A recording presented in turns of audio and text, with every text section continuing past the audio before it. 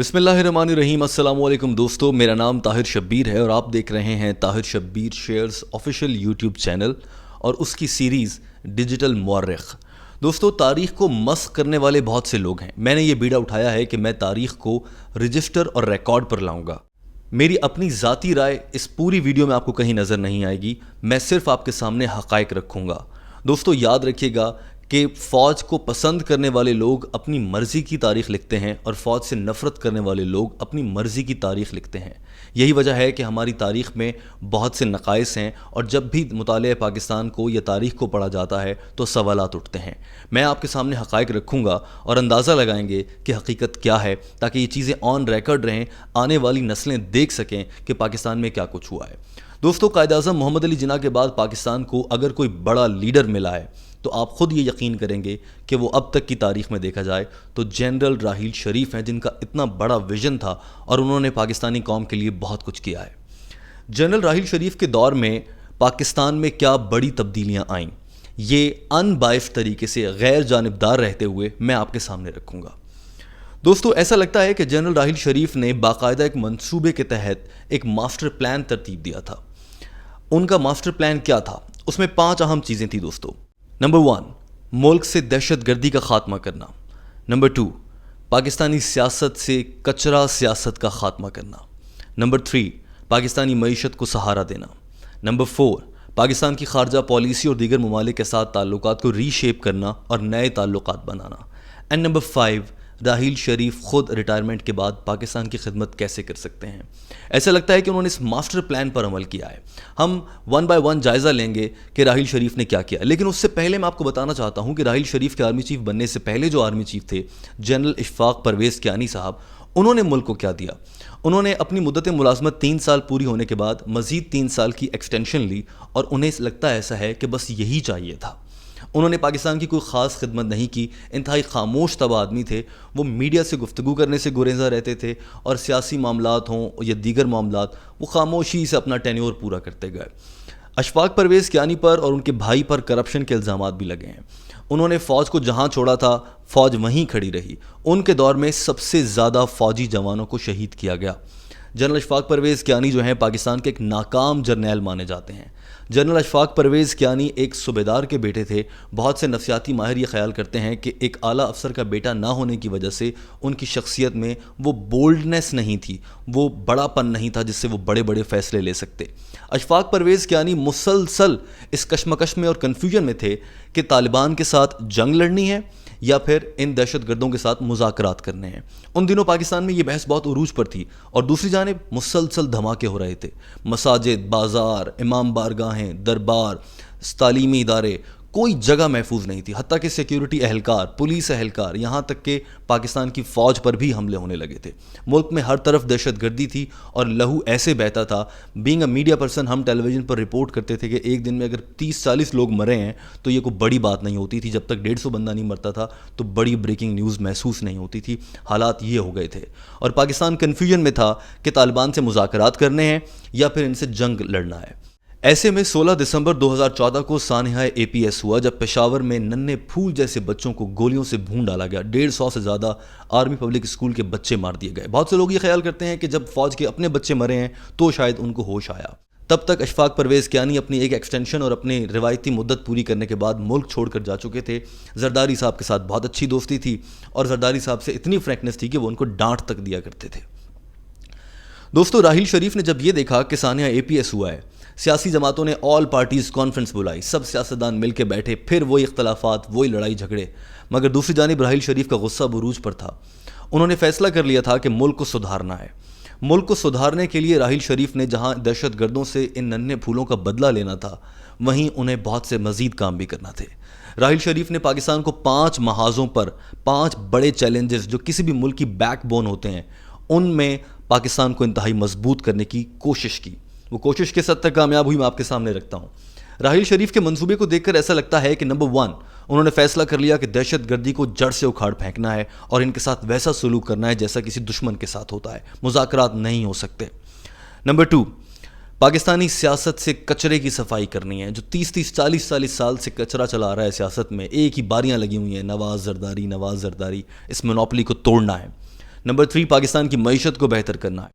Number 4, Pakistan की खारजा policy को reshape करना है। किस मुल्क के साथ पाकिस्तान के कैसे ताल्लुकात होंगे, अमेरिका की गुलामी कब तक चलेगी, अफगानिस्तान में जंग से पाकिस्तान कब तक नुकसान उठाएगा, सऊदी अरब के साथ ताल्लुकात कैसे होने, दीगर ममालिक के साथ कैसे होने, चीन के साथ कैसे होने, इन सब को भी राहिल शरीफ ने देखा और इंतहाई मुनासिब तरीके से आगे बढ़ाया।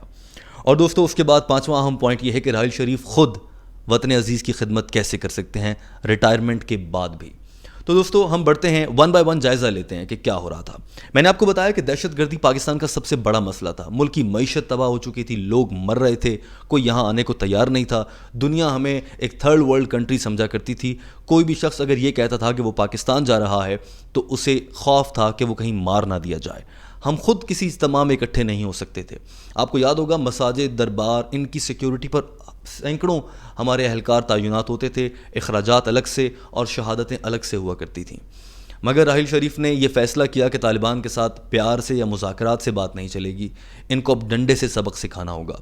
यही वजह थी कि जनरल राहिल शरीफ ने उस वक्त के वज़ीर आज़म नवाज़ शरीफ को एतमाद में भी नहीं लिया और उन्होंने ऑपरेशन ज़रबे अज़्ब के नाम से ऑपरेशन शुरू कर दिया और दहशतगर्दों का मुल्क से सफाया करने की ठान ली। खैबर पख्तूनख्वा, कबायली इलाके, सवात, बलूचिस्तान के कुछ इलाके, कराची, हत्ता कि पंजाब के कुछ इलाकों में दहशतगर्द पेनिट्रेट कर चुके थे। ऑपरेशन ज़रबे अज़्ब के ज़रिए इंतहाई कामयाबी के साथ दहशतगर्दों को भगा दिया गया। कबायली इलाकों में वो घुमसान की लड़ाई हुआ करती थी कि आप सोच नहीं सकते। सैकड़ों फ़ौजियों ने शहादतें नोश फरमाई हैं और उसके बाद जाकर मुल्क से दहशतगर्दी का खात्मा हो सका। इस दहशतगर्दी के खात्मे के अंदर मज़ीद क्या क्या चीज़ें थी वो भी मैं आपके सामने रख देता हूँ। कराची से दहशतगर्दी, बोरीबंद लाश और ये सब खात्मा करने के लिए राहिल शरीफ की जानिब से एक मास्टर प्लान तरतीब दिया गया, जिसके तहत रेंजर्स को कराची में तैनात किया गया और MQM जैसी बेलगाम दहशतगर्द सियासी जमात को काबू में लाया गया। इसी तरह से कबायली इलाकों में अमन कायम किया गया। सियासी जमातों के अस्करी विंग यानी कि पीपल्स पार्टी ने उज़ैर बलोच का रखा हुआ है, MQM के तो टारगेट किलर भरे पड़े हैं हर तरफ, नून लीग के अपने गुल्लू भट्ट और दीगर गैंग्स हैं जो कि काम करते हैं। इन सियासी जमातों के अस्करी विंग्स को तोड़ा गया, इन अहम कारिंदों को चुन चुन कर उठाया गया और जेलों में डाला गया, जो कि आज तक जेलों में सड़ रहे हैं। उसके बाद अहम चीज़ ये थी कि FATF, financial action task force, जो कि पाकिस्तान को बहुत जल्द ब्लैक लिस्ट करने वाली थी। अगर हम ब्लैक लिस्ट हो जाते तो पूरी दुनिया हमसे ताउन, हमारी मईशत में हमारे साथ दीगर ताल्लुकात सब ख़त्म कर देती और पाकिस्तान एक दहशतगर्द मुल्क करार पाता। उससे निकालने के इक़दामात भी उसी टाइम पर शुरू कर दिए गए। एक और अहम चीज़ मनी लॉन्ड्रिंग थी। सियासतदान आसिफ अली जरदारी आयान अली के ज़रिए मनी लॉन्ड्रिंग कर रहे थे, मुल्क से पैसा बाहर जाता था, अल्ताफ़ हुसैन को पैसे जाते थे और दीगर सियासी जमातें भी दीगर ममालिक में मनी लॉन्ड्रिंग कर रही थी और वो पैसा जब पाकिस्तान से बाहर से वापस आता था वो कहीं ना कहीं दहशतगर्दी में इस्तेमाल होता था। राहिल शरीफ का एक सबसे बड़ा जो कॉन्सेप्ट था, जो सबसे अहम था, उनका ये ख्याल था कि करप्शन और दहशतगर्दी आपस में जुड़े हुए हैं। आपने कभी इमरान खान के मुंह के अलावा किसी सियासतदान के मुंह से नहीं सुना होगा कि पाकिस्तान में सबसे बड़ा मसला करप्शन है।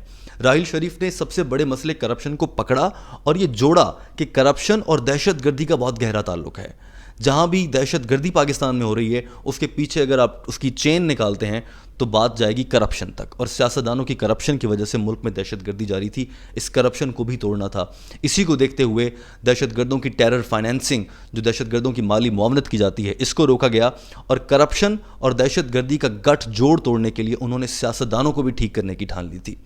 किस्मत ने मौका दिया, उनके दौर में पैनामा लीक्स आया जिसके ज़रिए नवाज़ शरीफ को अदालतों से बाकायदा तरीके से सज़ा हुई। उनका इकामा या दीगर मामलात, वो फ़ैसला किस हद तक कमज़ोर था मजबूत था वो एक अलग बात है, मगर नवाज़ शरीफ जो कि मुल्क पर बरसा बरस से इक़्तिदार कर रहे थे, उन्हें इक़्तिदार से हाथ धोना पड़ा। और वो आज जब मैं आपसे मुखातिब हूँ, साल 2020 है, जून का महीना है, वो सियासत करने के अहल नहीं हैं, वो कोई ओहदा नहीं रख सकते। लिहाजा नवाज़ शरीफ का पाकिस्तानी सियासत से ख़ात्मा कर दिया गया। पंजाब की सियासत का बड़ा कचरा शरीफ ख़ानदान था, उनको कमज़ोर कर दिया गया, तोड़ दिया गया इन्हीं केसेस के ज़रिए। ये पाक फ़ौज ने करवाया, ये किसी और ने करवाया, ये एक अलग बहस है। बहुत से लोग ये समझते हैं कि पानामा लीक्स आने के बाद उसे पाक फ़ौज ने इस्तेमाल किया ताकि नवाज़ शरीफ को ठिकाने लगाया जा सके, मगर राहिल शरीफ का जो मकसद था सियासत का कचरा साफ़ करना, वो इसके ज़रिए साफ़ हो गया था। सिंध में अगर बात करें तो सबसे बड़ा मसला आसिफ अली जरदारी साहब थे। उनके अहम केसेस सामने आए, मनी लॉन्ड्रिंग पकड़ी गई, आयान अली वाला मामला आया, नैब के पास मुकद्दमात गए। वो आज भी मफलूज हैं और उनकी सियासत अब बिलावल के ज़रिए आगे बढ़ रही है। تو اس معاملے پر یہاں پر بھی انہوں نے زرداری صاحب کو کمزور کر دیا اور سندھ سے زرداری کی سیاست کا خاتمہ کرنے کی کوشش کی، گو کہ اس حد تک کامیابی نہیں مل سکی۔ آج بھی پیپلز پارٹی کی سندھ میں حکومت ہے۔ اور دوستو پاکستان کا ایک اور اہم صوبہ بلوچستان، جو کہ رقبے کے اعتبار سے سب سے بڑا صوبہ ہے، وہاں پر دہشت گردوں اور دیگر گٹھ جوڑ جو تھے وہ پہلے ہی کمزور تھے۔ وہاں پر صرف بھارت کی مداخلت تھی کہ Bharat Baloch liberation army BLA جو کہ بلوچ علیحدہ پسند تنظیم ہے، ان کی فنڈنگ کرتا تھا، اس کو بھی توڑنے کے لیے راحیل شریف نے خاطر خواہ اقدامات کیے۔ اور بلوچستان میں ویسے بھی پاک فوج کا اچھا ہولڈ ہے، وہاں کے معاملات کو وہی سمجھتے ہیں۔ تو یوں راحیل شریف نے پاکستان کی سیاست سے کچرے کے خاتمے کے لیے اہم کردار ادا کیا، اور اس موقع پر انہیں اس بات کا یقین تھا، کیونکہ دعوے کیے جا رہے تھے کہ آنے والے دور میں یہ سٹیٹس کو توڑنا پڑے گا نواز اور زرداری کا۔ انہیں اس بات کا یقین تھا کہ اس کے بعد عمران خان اقتدار سنبھالیں گے، جس بھی طریقے سے سنبھالیں گے وہ ایک الگ بحث ہے۔ اقتدار وہ سنبھالیں گے اور پھر وہ ملک کو لے کر آگے بڑھ لیں گے۔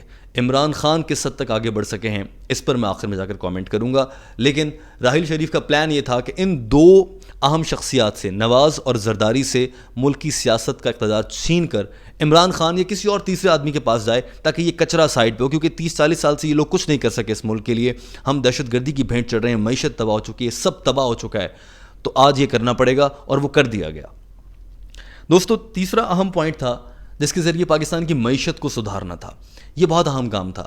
اس کے لیے انہیں اس بات کی یقین دہانی کرائی گئی تھی، اور یہ کام ان کا تھا بھی نہیں، ان کی ایکسپرٹیز بھی نہیں تھی، لیکن یقین دہانی کرائی گئی تھی کہ آنے والے دور کی جو حکومت ہوگی اس کی معاشی ٹیم بہت مضبوط ہوگی اور وہ پاکستان کو معیشت کے اس بھنور سے نکال سکے گی۔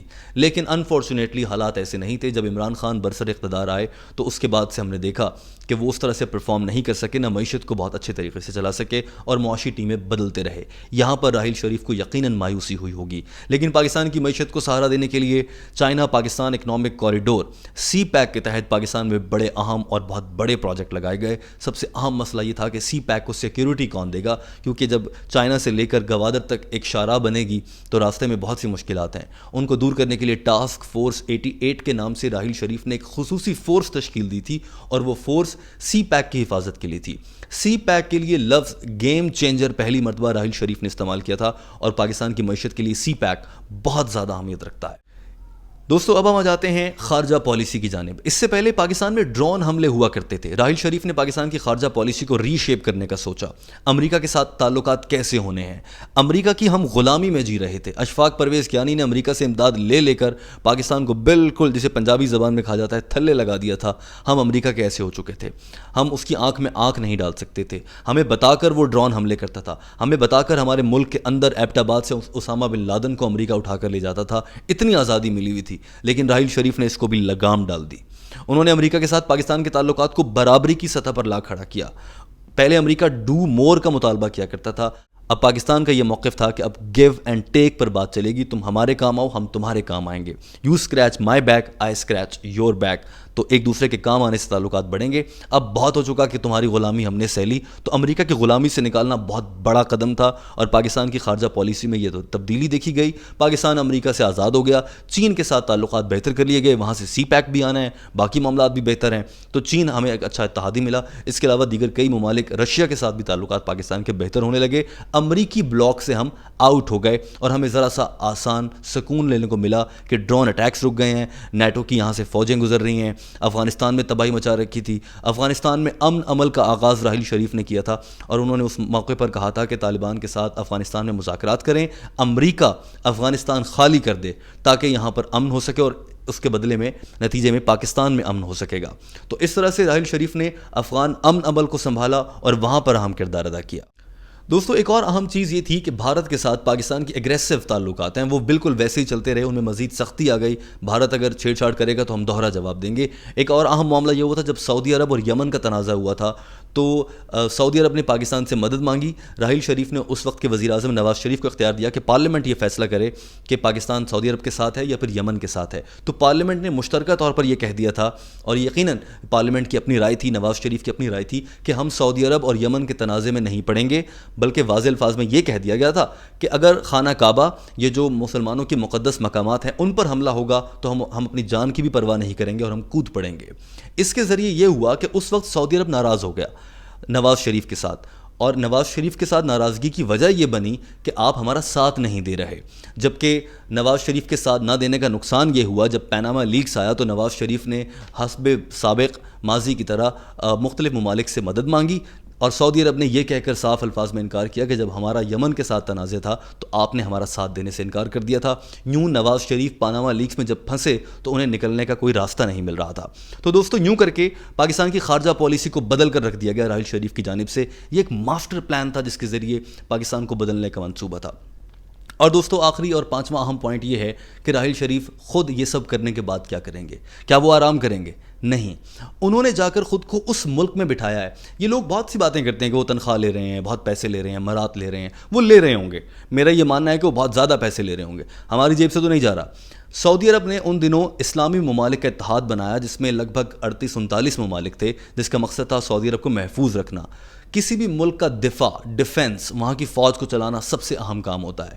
سعودی عرب نے جنرل راحیل شریف کو اپنی پوری فوج کی کمان کہا جا سکتا ہے کہ اٹھا کر دے دی۔ ان کا پورا دفاع، 40 ممالک کا جو اتحاد ہے اس کا سربراہ جنرل راحیل شریف کو بنا دیا، اور اس وقت وہ اس کے سربراہ ہیں اور وہ وہاں بیٹھے ہیں۔ سعودی عرب میں جا کر بیٹھنے کا مقصد کیا تھا؟ پیسے کمانا ہو سکتا ہے، طاقتور رہنا ہو سکتا ہے، مگر ہمیں کیا فائدہ ہو رہا ہے؟ سعودی عرب اسلامی دنیا کا طاقتور ترین ملک ہے، تیل کے بڑے ذخائر ہیں جس کی وجہ سے امریکہ سعودی عرب پر منحصر ہے، اور امریکہ سعودی عرب کے بغیر سانس بھی نہیں لے سکتا۔ تو امریکہ کو مٹھی میں کرنا ہے تو سعودی عرب کے ذریعے ہو سکتا ہے۔ راحیل شریف جا کر بیٹھ گئے سعودی عرب میں۔ دو بڑی طاقتیں ہیں، امریکہ، چین۔ چین کے ساتھ تعلقات بہتر ہیں، امریکہ کے ساتھ ہم نے ڈائریکٹ تعلقات ختم کر دیے تھے، مگر وہ محلے کا شیر ہے، چودھری ہے محلے کا، اس کے ساتھ دوستی رکھنا ضروری تھی، تو اس کے لیے انہوں نے سعودی عرب والا راستہ اپنایا کہ ہمیں کچھ بھی کام امریکہ سے منوانا ہوگا تو سعودی عرب کے ذریعے کہلوائیں گے، اور سعودی عرب راحیل شریف کی بات ماننے پر اس لیے مجبور ہے کیونکہ راحیل شریف جو ہیں وہ ان کا ڈیفنس سنبھال رہے ہیں، تو خود وہ جا کر وہاں بیٹھ گئے، جو کہ بہت ہی شاندار پوزیشن ہے۔ اس وقت بھی دنیا میں ہونے والے بڑے بڑے فیصلوں میں راحیل شریف کا ہاتھ ہوتا ہے، مگر آپ کو کہیں نظر نہیں آئیں گے۔ تو دوستو اس طرح سے جنرل راحیل شریف نے پاکستان کو نہ صرف دہشت گردی کے بھنور سے نکالا ہے، بلکہ انہوں نے شاندار طریقے سے پاکستان کے تمام معاملات کو بہتر کر کے ایک نئی حکومت جمہوری طریقے سے انتخابات کے بعد اس کے حوالے پاکستان کو کر دیا، اور وہ خود باہر چلے گئے۔ اس کے بعد کیا ہوتا ہے؟ عمران خان بری طرح فلاپ ہو جاتے ہیں۔ اب تک جو ہم دیکھ رہے ہیں وزیر اعظم عمران خان اس طرح سے ڈیلیور نہیں کر پائے ہیں جس طرح سے ان سے توقع تھی۔